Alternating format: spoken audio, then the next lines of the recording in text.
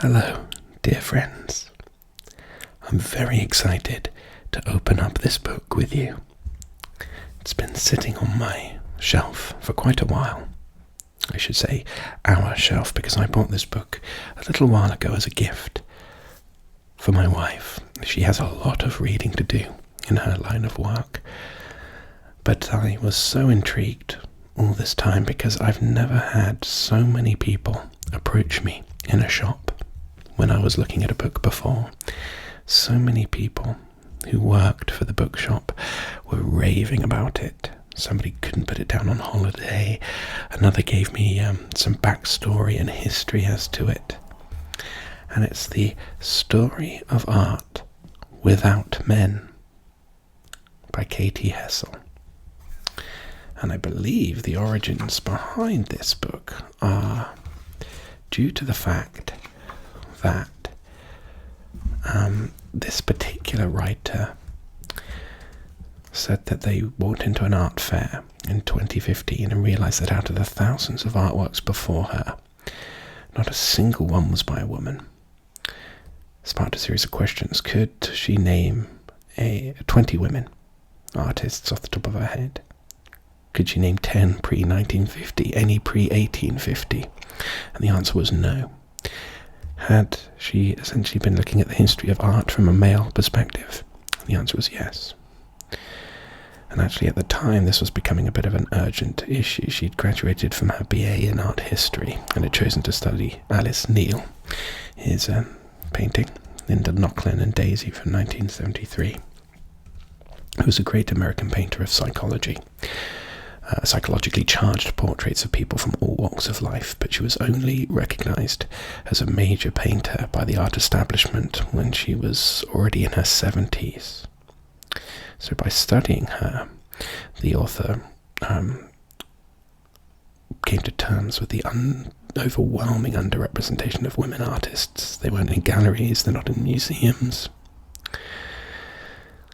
So the lack of women recognised as significant artists has been a subject of debate since at least the 70s. Linda Nochlin's groundbreaking essay, Why Have There Been No Great Women Artists?, was published at the dawn of the second wave feminist movement. And over 40 years later, it doesn't seem like it's changed. So when you're listing the artists who are typically said to define art historical canon, the names that come up are like Giotto, Botticelli, Titian, Leonardo, Caravaggio, Rembrandt, David, Delacroix, Manet, Gauguin, Van Gogh, Kandinsky, Pollock, Freud, Hockney, Hirst. Of course, we've heard of a lot of these names, but how many of these would you recognise? Anguissola, Fontana, Sirani, Peters, Gentileschi, Kaufman, Powers, Lewis, MacDonald, Mackintosh, Valadon, Hock, Asawa, Krasner, Mendieta, Pindell, Himid. If the author hadn't actively studied women artists for the past 7 years, she doubts she'd know more than a fraction of them. So some statistics here. A study published in 2019 found that in the collections of 18 major US art museums, 87% of artworks were by men. 85% of those were white. Women artists make up just 1% of London's National Gallery collection. And the same museum only staged their first ever major solo exhibition by a historic female artist, Artemisia Gentileschi, in 2020. And this year marks the first time the Royal Academy of Arts in London has ever hosted a solo exhibition by a woman in their main space, Marina Abramovich. Only one woman of colour has individually won the Turner Prize, Lubena Himid, in 2017, and it took until 2022 for the first woman of colour to represent the US, Simone Lee, and the UK, Sonia Boyce, at the Venice Biennale, the most prestigious art event in the world. A YouGov survey to find out the British public's knowledge of women artists in 2022 showed that 30% could name no more than 3. 83% of 18 to 24-year-olds could name not even 3. And more than half said they'd never been taught about women artists at school. think that might be true for me as well, I think I was taught about female dramatists and writers, but not artists.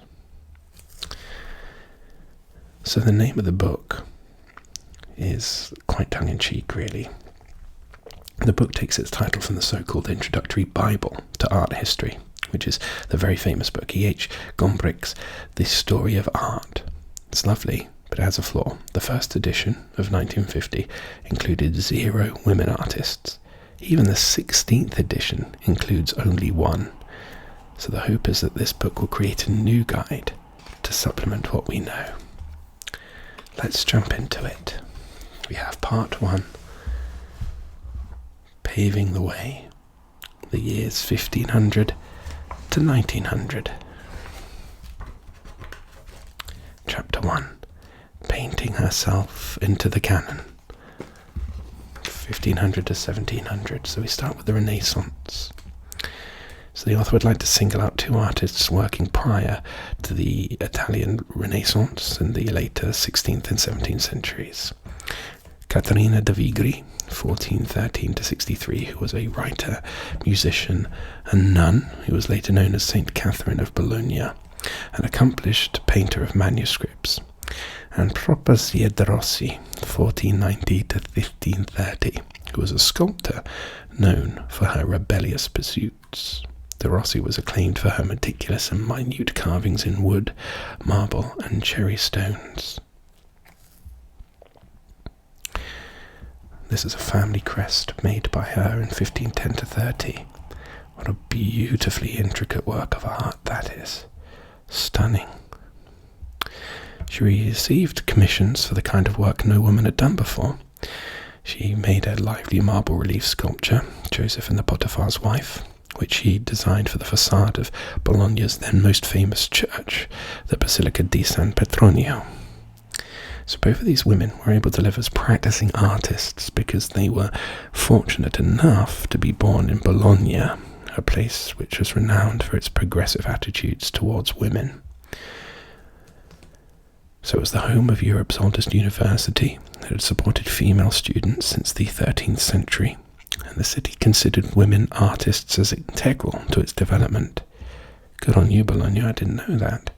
So praised by scholars, written about by biographers, and adored by the locals, they were supported by patrons of all social classes, from bankers to barbers, and created a varied culture of artistic patronage. So by contrast, in Florence and Naples, commissioning was reserved for select noble families. Women were encouraged to sign their work, as well as to paint self-portraits for the purposes of being known, and most importantly, remembered. No wonder scholars working in the city have recorded a staggering 68 women artists working in the city between the 15th and 18th centuries. So these notable exceptions remind us that women have always been perfectly capable of being artists, but while there could have been an abundance of women working at this time, in reality female artists were an absolute rarity. They were seen as tokens rather than pioneers. So after de' Rossi's death, no female sculptor is mentioned in the city's records for 200 years. So the Renaissance is considered to have begun in the mid-1300s, a good century or two before any detailed record of women artists emerges. Yet we begin this chapter in 1550s Italy, at a time when, as most history books will tell you, the splendours of the High Renaissance were almost over. The year 1550 was when Florentine art historian Giorgio Vasari published The Lives of the Artists, the first text of their kind to explore artists' biographies, containing some but very few women. And this is when the word Renaissance is coined, translating as rebirth and revival, came about at a time of great economic prosperity, to find a new era of rapid learning and interest in the natural world. And in central and northern Italy, artists and scholars rediscovered the ancient past and turned to the study of classical antiquity and literature. With many of the Italian states physically built upon ancient ruins, artists and architects looked to them for theoretical and artistic influence. Here is Properzia de Rozzi's Joseph and the Potiphar's Wife, 1525-26, wonderful marble relief there, stunning. So situated on the silk and spice trade routes, acting as gateways to the consumerist West, the Italian states amassed enormous riches, which were often spent on artistic patronage. The artistic capitals were Rome, home to the Catholic Church, the most powerful and wealthy patron, who commissioned works as a means of spreading the divine message of God, and Florence, whose leading banking dynasties commissioned art as a means of demonstrating erudition, opulence, and their ties to the church.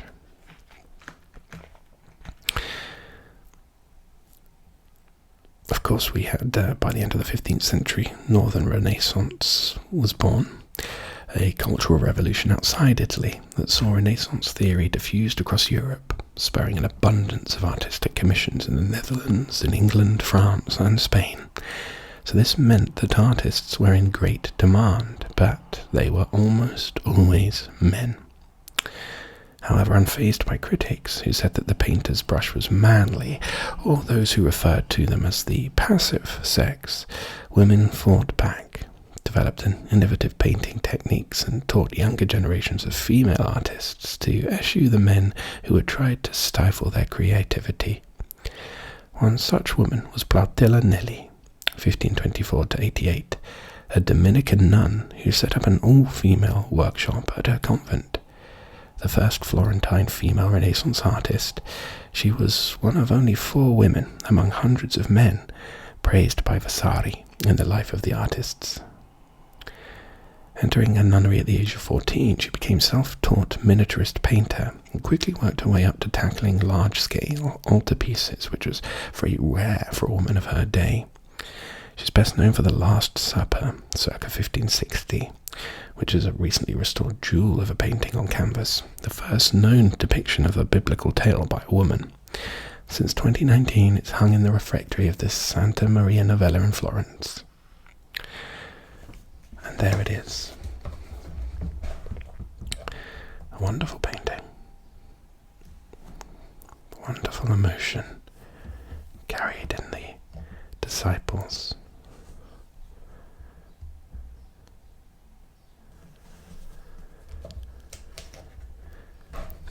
It's full of anatomical accuracy and keen behavioural observations, seen for instance in the strained tendons in the apostles' necks and the tenderness of the gesture between Jesus and St. John. So clearly invested in capturing naturalism, Nelly portrays St. John as a distinctly feminine figure, soft features, blush-coloured cheeks, which was a common way of depicting him, but also perhaps indicating the lack of male models she might have had access to. So it's likely that Nelly had assistance from her fellow nuns in their all-women workshop. So how did Nelly come by the knowledge and skills that enabled her to undertake this work? Highly skilled, of course, isn't it? She rigorously studied and copied drawings by the Renaissance artist Fra Bartolomeo, with Vasari noting that she would have done marvellous things if, as men do, she'd been able to study and learn to draw and work after living models. An artist who did manage to secure an artistic education was the northern Italian painter Sophonisba Anguissola, 1532-1625, the daughter of a high-ranking Cremonese nobleman who was financially compromised. So determined that his daughter should be well educated, Anguissola's father made the unusual choice to send his 2 eldest to apprentice with a local painter, due to the fact that he didn't have a son until his 7th child. So in this way, Anguissola was able to bypass social norms, earning enormous success and recognition during her lifetime.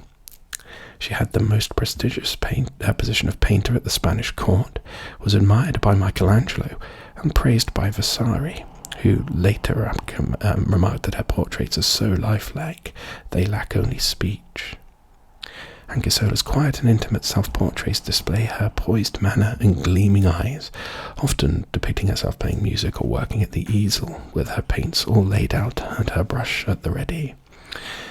She epitomized what a mid-16th century woman with an education could be, and her success was so impactful that she inspired noble families from across Europe to instill their daughters similar professional ambitions. It's criminal that we haven't heard of her in the same breath as the likes of Michelangelo. Here's the chess game of 1555 and a self-portrait with Bernardino Campi, showing a second left hand revealed by conservators in 1996. Just look at the faces of this little girl, just absolutely brimming with life. Wonderful.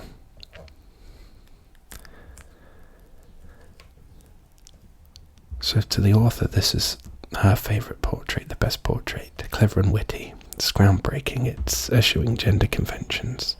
So we see Campi, who's an early teacher of Anguissola, looking over his shoulder to meet our gaze while controlling the young artist's image. But upon closer inspection, we realise that it's not he who is dictating her appearance, but rather she is dictating his.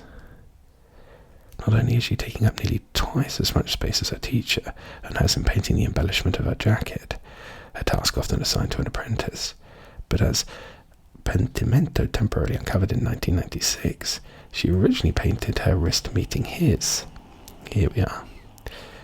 As if guiding his hand across the canvas.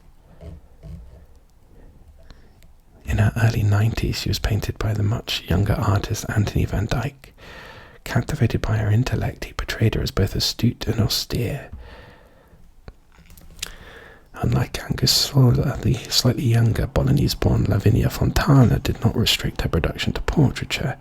She painted religious and mythological scenes, some on the scale of magnificent altarpieces. She's often thought of to be the first professional woman painter to run her own studio, and was the daughter of a well-known Bolognese painter, and learned the tricks of the trade in his studio by copying his paintings. I absolutely love the faces here. The face of Bianca degli Udili Maselli with 6 of her children, and a portrait of the Virginia with servant. It's just the quality of light and the capturing of emotion in these paintings is wonderful. So admired for her portraits, Fontana was especially popular with the Bolognese elite for her exceptional attention to detail and to capture sparkling jewels and exuberant patterns. So full of ambition and determined to be remembered this way, she immortalized herself as an educated artist in an array of self-portraits. In Self-Portrait in a Studio, in 1579, we meet her at her desk about to draw antique bronzes and plaster casts, her sumptuous garments telling of her high-ranking clientele. Here, in the Self-Portrait at the Virginia with a Servant, she plays the spinet with her easel illuminated in the background. But the love not resting on the instrument reveals a little more. It's intended as a gift to her future father-in-law, no doubt as a way to show him her talents, and further demonstrating her scholarly knowledge. A Latin inscription reads, Lavinia, the unmarried daughter of Prospero Fontana, took this, her image, from the mirror, 1577. Aged 25, she married a former pupil of her father, who not only allowed her to keep her maiden name, but raised their 11 children, running a successful studio, completing a staggering 24 public commissions. She advanced quickly to larger narrative paintings, and her fame spread. She relocated to Rome in 1604, the greatest place for artistic opportunity, where she became a member of the Accademia di San Luca, and her work was admired by the Pope. She's thought to be one of the first women in Western art to paint female nudes, as seen in her glittering and seductive Venus and Mars of 1595. Across Europe and Flanders, women were also thriving as artists, although far less is known about them compared to their Italian counterparts. working slightly earlier than Fontana, Catharina van Hemmersen of 1528 circa 1587 began painting in her father's studio and was active during the 40s and 50s. She prolifically produced small portraits, often displaying dark backgrounds, plain clothing and solemn expressions. She is credited as the first artist, male or female, to paint a self-portrait at an easel. And the inscription on her self-portrait reads, "I, Katerina van Hemmersen, have painted myself, here aged 20. Like her Italian contemporaries, she intended to be remembered as a woman who worked.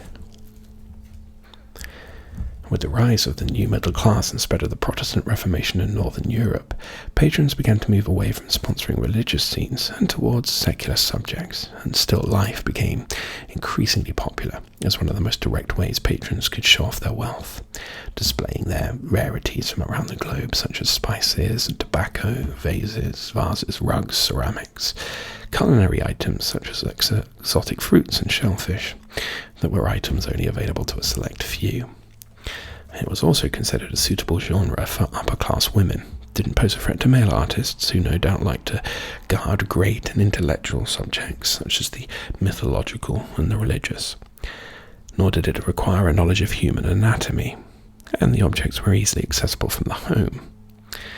So paintings of flowers and edible goods, dainties that once lived, had moral meanings. They represented vanitas, a word derived from the Bible, to remind the viewer of their own mortality, the fragility and temporality of life, the worthlessness of material goods in the eyes of God.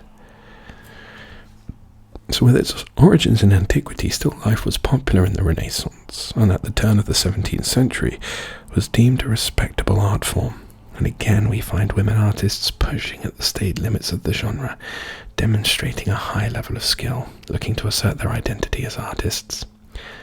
An early adopter of still life was the Flemish-born Clara Peters, 1594 to 1657, who in 2016 was the first woman to be honoured with a major solo exhibition at Madrid's Museo Nacional del Prado.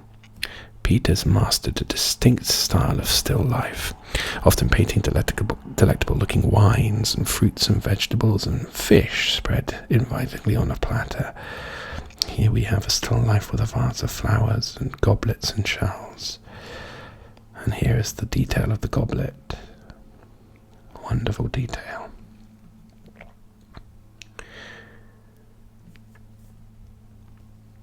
Peters wasn't the only artist excelling at still lives and miniature reflections in her work. In Milan, Fede Galizia, thought to have learned her craft from her miniaturist painter father, began in childhood her painstakingly detailed still lives of cherries, apples, peaches, and pears, and with her trademark subdued dark backdrops. Although Galizia never dated her work, her earliest still life, that scholars have described as the first dated still life by an Italian artist, is thought to be from 1602. She was internationally renowned by her teens, and Galizia, like Peters, was keen on hidden details. So here's the portrait of Paolo Moricchia, and the right-hand detail of, you can see a window reflected in the spectacles. Wonderful little detail there. The Italian Baroque artist Giovanna Garzoni painted still lives full of acute naturalism and vitality. Delicately rendered artichokes with crumpled leaves and plump cherries good enough to eat, leathery lemon skins, detailed observations of wasps, simple in composition, often with a ceramic bowl at the centre, often with tiny lapdogs. Her work draws on objects and fruits from across the globe in a still life blend of precision of scientific drawing. Small, refined, highly collectible, the paintings were so successful of Garzoni's that, according to scholars, she sold them for whatever price she wished. Born into a cultured family in the Marche region of Italy, from an early age she learnt music, painting, letter writing, calligraphy, and unlike many female artists of her day, travelled extensively around Italy, receiving her education in Venice and Rome, and later residing in Florence, where record shows she met with Artemisia Gentili. and unconstrained by one medium or genre. Garzoni's output ranges from a calligraphy book featuring a series of capital letters adorned with fruits, poetic writings, and letters. One of her best is of the Ethiopian royal prince Zaga Christ, completed in 1635. This relic-like work, full of meticulous precision and just under 6 centimeters high, is thought to be the earliest depiction of a black sitter in a Western European miniature portrait. The prince is wearing European court dress to highlight his royal status, had fled to Europe after the murder of his father, the king of Ethiopia, and while in Rome he was thought to have had an affair with a Franciscan nun. A great aspect of this gem of a piece is its back, illustrating the likely friendship between the prince and Garzoni, where the artist's name is embossed in Amharic script.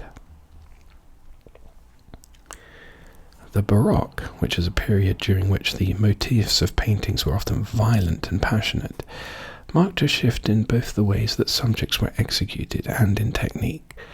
Artists had previously favoured the strict representation of form. The Baroque embraced the elaborate and excessive, pictures full of theatrical dynamism and vivid contrasts of light. Beginning at the start of the 17th century, the Baroque's capital was Rome, and its greatest patron, the Catholic Church, demanded bold and emotional religious scenes to encourage the reading of biblical narratives and help steer people away from Protestantism. Women artists were still rare, but they're less of a curiosity because of the success of their predecessors. While the women of the Renaissance depicted themselves as desirable and educated, the author finds that those associated with the Baroque to be more present in their work, displaying themselves as biblical heroines, and it's this presence that seems to make them more relatable today. Dark backgrounds infused with stunning light effects, blood-ridden biblical and mythological subject matter, vigorous realism, triumphant women, striking psychological and emotive expression.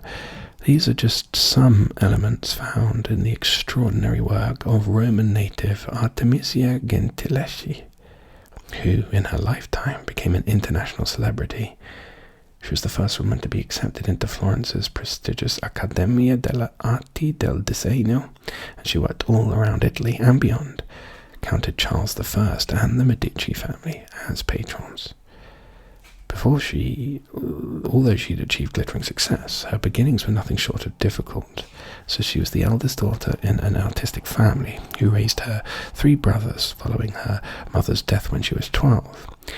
Gentileschi grew up grinding pigments in her father Orazio's studio, and as a woman she was banned from wandering freely around the city's monumental buildings and churches or attending the life class, so she rigorously studied and copied the biblical subjects found in her father's grand paintings, subjects she later brilliantly tackled herself. Here is her painting Susanna and the Elders, 1610. I like how the author says finds them relatable. I can imagine many women have found themselves in positions like this, from lecherous men or mansplaining. Encouraged by her father, who'd given her the distinctively classical name Artemisia, Gentileschi signed and dated her first large-scale painting when she was just 17. This one. 17. She was 17 years old. That's amazing, isn't it? A towering work consumed with drama, which demonstrates both her exceptional and technical painting skills and her talent for storytelling. She recalls the tale of a virtuous young woman, Susanna, who was bathing in her garden when 2 lecherous men tried to seduce her. Filling her viewers with discomfort and anguish, the artist captures the tense moment when Susanna shields her body away from the intruders. Attempting to encroach on her space, the 2 men almost snatch at her hair while leaning over the panel that should keep them firmly at a distance. This was a common subject in Baroque art, but Gentileschi treats it from the viewpoint of the young woman rather than the men. Although the author is speculating, this work could also suggest what life might have been like for a woman living in 17th century Italy. In 1611, when working in her father's studio, Gentileschi was raped by Agostino Tassi, an artist friend of her father. Oh no. Orazio took Tassi to court nearly a year later, primarily because the act had brought dishonor to his family, and the traumatic 7-month trial that followed has left its legacy. A 300-page document, now over 400 years old, and in it we can hear the courageous, eloquent, and affirming voice of Artemisia herself. He then threw me onto the edge of the bed, pushing me with a hand on my breast, and he put a knee between my thighs to prevent me from closing them. Lifting my clothes, he placed a hand with a handkerchief on my mouth to keep me from screaming. Gentileschi was tortured throughout the trial with sebile, ropes tied around her fingers and tightened, which is an equivalent to a modern-day lie detector, the most abhorrent persecution for an artist. She was forced to prove her innocence, uttering the famous words, "I vero, I vero, I vero, it's true, it's true, it's true." So despite a guilty verdict, after being protected by the Pope, Tassi avoided punishment, which sadly still feels unsurprising today. After the trial ended in 1612, Gentileschi was married off and moved to Florence. She achieved meteoric recognition. Patrons wanted portraits by her and of her, including portraits of her hand. It was in the period that she produced probably what is her best work. Here is Judith slaying Holofernes. Look at the lighting of that, so dramatic, so powerful. You can feel the tension in the wrestling and the violence of the act. She tackled biblical and mythological stories in ways male painters had never dared, and even altered original narratives as if to enhance the strength of the determined women, as seen in Judith slaying Holofernes in 1612, which was painted when she was 19. This blows my mind. What a prodigious talent. The work recounts the Old Testament tale of Holofernes' assassination by Judith and her maidservant. Yet, if we make a comparison with Caravaggio's 1600 version, one can't help but notice that in his painting, Judith appears passive and Holofernes mighty. And by stark contrast, in Gentileschi's, Judith and her maidservant, who in the original story was keeping watch, takes centre stage. The two work together to viciously saw a blade through Holofernes' neck, as if they were butchering a piece of meat. Remaining calm, the muscular women gleam in a single light source, lit from below, as they pin down his head, tug at his hair, as seen through Judith's knuckles, and constrain his torso. Blood drips over the ivory sheets, and Holofernes, whose eyes and mouth are just about open, catches his last few breaths of life. So the work confirmed Gentileschi to be among the greatest artists of her day, and not only did it act as a showpiece for potential Florentine clients such as the Medici, the women of the court were fans, but it proved that women were capable of tackling such subjects. Powerful and triumphant, she went on to immortalize herself in self-portrait as Saint Catherine of Alexandria, in the guise of the 4th century saint who was tortured with a wheel of metal spikes and liberated by divinity. Exuding strength, her left hand is actively clenched to the wheel, while her right holds a martyr's palm. Her stern gaze locks onto ours, commanding in its power. Much of her work deals with women seeking to avenge themselves. There's not an instance where they appear as the victim. Although it's tempting to read her own life into these works, we must recognize them as extraordinary paintings in themselves. Gentileschi has become a feminist idol in part due to her exceptionally strong sense of self-worth. We know from her letters that she was a firm believer in treating and paying women fairly. A frugal businesswoman, in one letter she demands higher fees for multi-figure compositions, and in another she asserts to a Sicilian collector, Don Antonio Ruffo, "You will find the spirit of Caesar in the soul of a woman." But it's only in the past 4 decades that appreciation for her has resurfaced. When the Baroque age fell out of fashion in the mid-18th century, her work was quietly forgotten. That was until feminist scholars such as Nochlin and Sutherland Harris, in their influential exhibition Women Artists 1550 to 1950, and Mary Garrard, with her groundbreaking monograph on the artist, brought her back to mainstream attention in the 1790s and 80s. The 1970s and 80s, much later. Gentileschi is now the subject of books, scholarships, plays, movies and more, and in 2020 her fame was further reignited with a major exhibition at London's National Gallery, among their fastest ever selling shows despite the COVID-19 pandemic that raged at the time. Gentileschi wasn't the only woman tackling large-scale works during the Baroque period. Her contemporary, the Bolognese Elisabetta Serrani, although now lesser known, was a remarkable painter, draftswoman and printmaker. Like Gentileschi, she centered her work on heroic female figures, but with softer brushstrokes and more muted colours, and her scenes appear less overly dramatic. An exception being this one here, Themistocles kills the captain of Alexander the Great, which features a lively yet brutal killing. Like many artists of the time, female artists of the time, Serrani grew up in an artistic family and learned her practice at her father's studio. But unlike others, the latter was known to oppose her artistic pursuits. When she was incapacitated with gout, the father was incapacitated with gout, she had to take over. By her late teens, she was the sole family earner, supporting her parents and 3 siblings. She was prolific and produced more public pictures and altarpieces than her predecessors, excelled at painting historical scenes, as we can see in her foremost work, Portia wounding her thigh. Very interesting painting here. In Serrani's retelling of the story, Portia, wife of Brutus, is seen stabbing her thigh with a stiletto, a tool used in embroidery, yet she is pictured in a calm and virtuous pose, as if to present a woman's strength and power to overcome. By depicting her historical protagonist in contemporary 17th century dress, Serrani seems not just to draw a likeness to herself, but to foreground the determination and poise of her female Bolognese peers.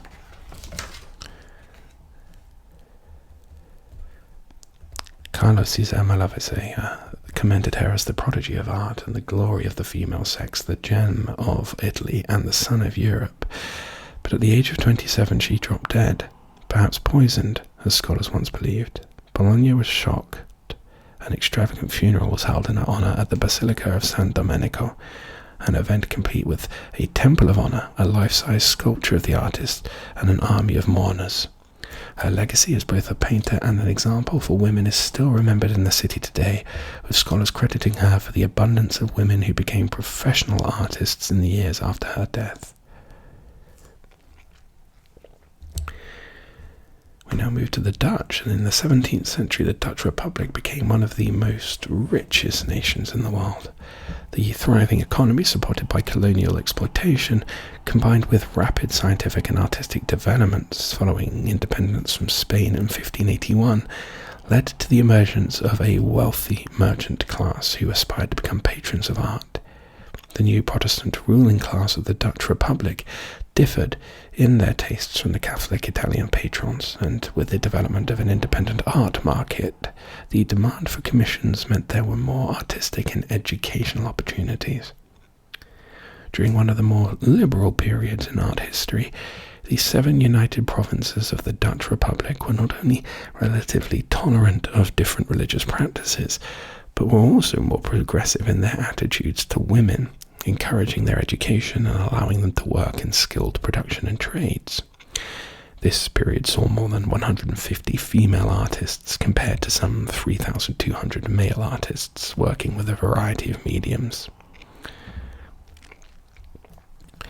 The city of Haarlem was one of the artistic centres of the age, and were also where one of its most prominent painters, Judith Leyster of 1609 to 60, resided.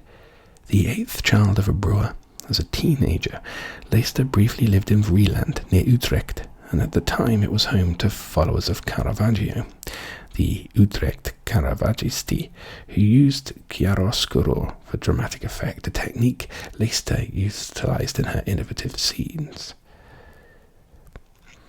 Dubbed the true leading star in art by a Haarlem historian in 1648, her work could be distinctively identified via her signature motif. It means lodestar, or polestar in Dutch. By the mid-1620s, she was already a painting sensation, and at the age of 24, she became the youngest member of the Harlem Painters Guild, one of only 2 women, and mixed it with the most prominent artists of the era. Often set against dusky, neutral backdrops, her subjects are brought to life as characters full of effervescent energy, depicted in casual poses and eccentric dress, their lips are parted, they look as if they're conversing with you. I mean, the Merry Drinker here in 1629 and the Serenade. It looks like you're sitting across them in a pub or an inn. So to the author, the best aspect of her work is the ability to crystallize the exact essence and aura of the rooms in which they are set. Whether it's a warm, jolly, drunken man basking in afternoon light, or a musician by a single flame. Similarly, Leicester's self-portrait in 1630 here, which is a great image. It's very in motion, isn't it? Almost like a photograph that we've caught her in. She's elaborately dressed with a matching lace collar and cuffs. She delights not only in showing herself in action, but also in demonstrating her ability to paint a range of genres and styles. In spite of her early successes, she was running a studio complete with apprentices and 3 male pupils by the age of 30. Her career declined following her marriage to another artist in 1636. She was raising 5 children, managing her husband's studio, and her few collaborations with him were hardly ever credited. Due to misattribution, it took centuries and a scandal, in fact, for her talent to be rediscovered. In 1893, following a court case, it was revealed that Carousing Couple of 1630 was ascribed to Franz Hals and bought by the Louvre as such, but it was in fact signed with the initials J.L., accompanied by a star. And since then, many more paintings have come to light, more proof of Leicester's leading star status. And as scientific interest in botany and horticulture grew, Dutch flower paintings achieved popular status, notably in Holland and Flanders, and later in France. With the ruling classes acquiring goods from across the world, exotic plants were deemed collectible items as another way of displaying one's wealth and connections to trade. Women excelled at flower paintings. A number of Dutch women revolutionized the genre with lifelike, almost breathable paintings that captured the spirit of the tulip mania era, a term used to describe the inflation of tulip prices in the 17th century. Horticulture, of course, was already an immensely popular pastime in the Netherlands, as the numerous botanical gardens demonstrate, and the region made flower painting its special subject. Rachel Ruysch, born in The Hague, stunned art lovers with her highly sophisticated depictions of flora and fauna, painting until she was well into her 80s. Ruysch achieved international fame and financial success on a par with male painters of the day, selling her work for up to 750 guilders, nearly twice as much as Rembrandt during his lifetime. And her paintings are still preserved in major museums across the globe, but she's been left out of art history books. Impressing her patrons by mixing flowers from different seasons, from peonies and poppies to apple blossom and lilies, Ruysch had an advantage due to her physician and botanist father. He was a collector of natural specimens, exotic plants, skulls, minerals, insects. He even went so far as to embalm body parts and whole fetuses.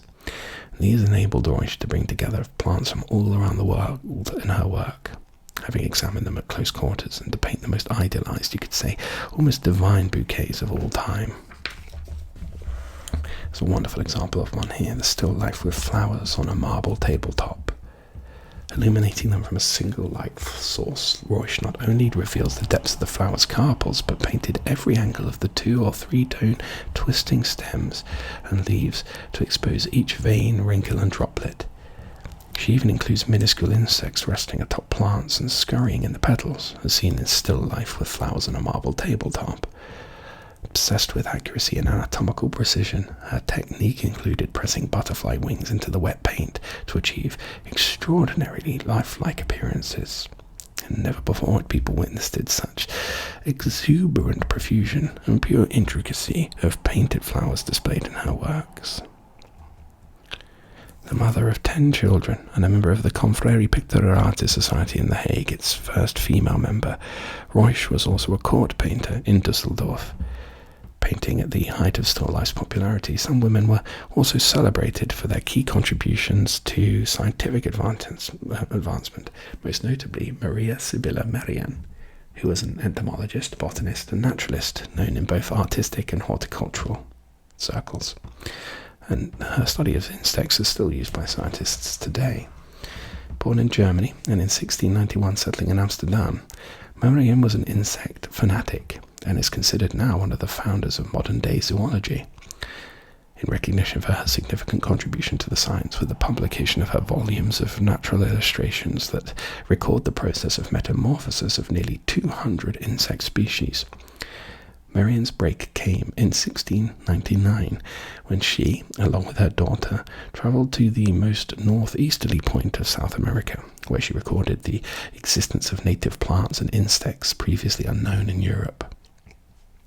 One of the first European voyages actually intended exclusively for the purpose of scientific fieldwork, and the outcome was a masterpiece, Metamorphosis Insectorium Surinamensium, published in Latin and Dutch in 1705, included 60 meticulous illustrations by Merian, accompanied by detailed scientific descriptions. Europeans at the time were so impressed by the research that she received a great deal of praise, with the likes of Goethe consulting her work. But after her death, her contributions went unacknowledged until the 19th century. She was only properly recognised in British and German publications in the 1970s and 80s. Here's an image of a crocodile of Suriname.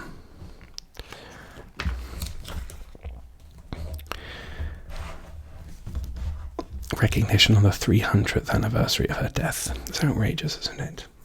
These contributors can be forgotten. The contributors to the human condition and experience, probably because the past is written by men who had omitted, I guess. Both Merian and Ruysch excelled in their field, but women across the 7 provinces and beyond were not limiting themselves to the realm of botanical painting or even the realm of painting itself. One artist who demonstrated her exceptional ability to translate intricate natural scenes in alternative media was Johanna Kierten, an Amsterdam-based and self-taught artist. She specialised in silhouette paper cutting, intricately carving the outlines of images from a single piece of paper set against a contrasting backdrop, which required the same, if not more, meticulous precision as oil painting. She worked on a miniature scale and produced the most delicate narrative scenes, of which a favourite is Virgin and Child with St. John. And look at this beauty, 7 centimetres high, tiny. But look at the intricacy of the detail here.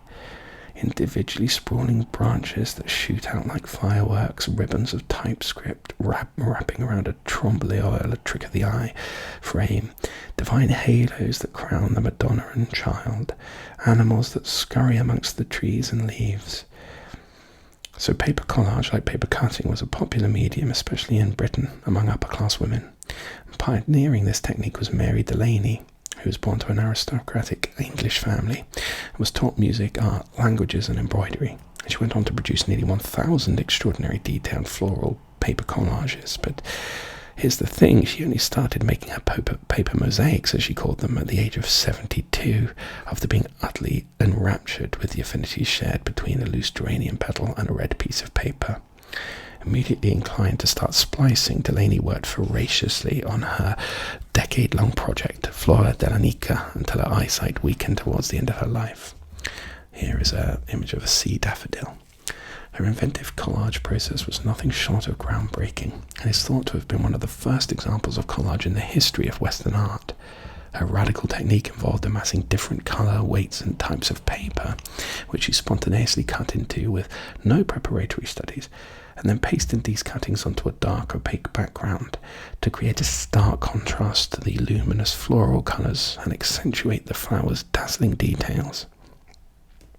Praised for their scientific precision, the painter Joseph Reynolds described them as perfection. Delaney's Flora dell'Anica are so lifelike, it's as though they're billowing freely in the night sky, just like her contemporaries who advanced the still life or trailblazed new techniques. Delaney pioneered a new representation of botany. In 1772 she wrote, "I have invented a new way of imitating flowers." I think that's a good opportunity for us to stop there. But I'm already immensely enjoying this book, uncovering all kinds of history that I had no idea about, and I'm quite shocked by, in fact. So thank you so much for joining me, and I look forward to having you with me next time for more art history without men. But until then, goodbye.